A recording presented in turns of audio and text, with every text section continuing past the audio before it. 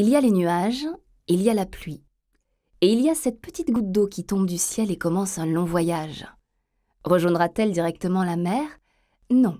En exploratrice téméraire, Petite Goutte choisit de s'enfoncer dans les profondeurs de la Terre.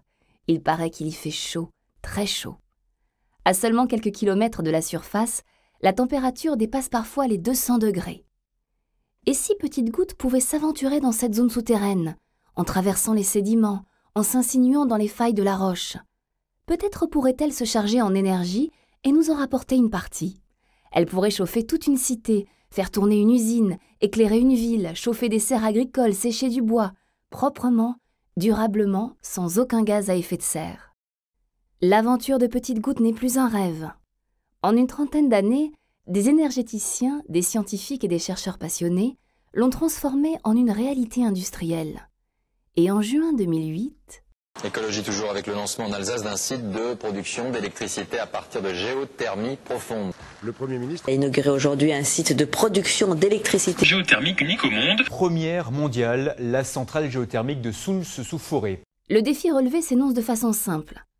Remonter à la surface une eau à plus de 180 degrés, naturellement présente à 5000 mètres de profondeur, en extraire les calories, puis la réinjecter dans son milieu d'origine. Le débit de cette boucle géothermale n'est que de 30 litres par seconde, mais il est suffisant pour faire tourner une centrale électrique de 2,1 MW ou chauffer plus de 6000 logements.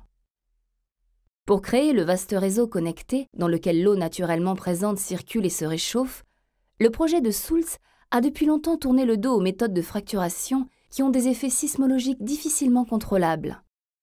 Une méthode alternative a été développée, plus douce, plus sûre. EGS, Enhanced Geothermal Systems, ou système géothermique stimulé.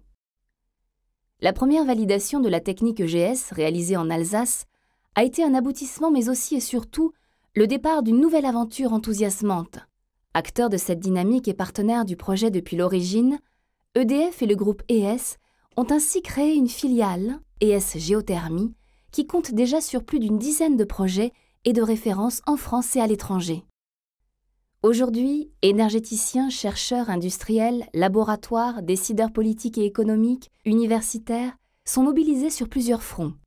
L'approfondissement des connaissances scientifiques, le perfectionnement des méthodes de prospection et enfin la mise en place de formations, condition sine qua non du développement de cette énergie.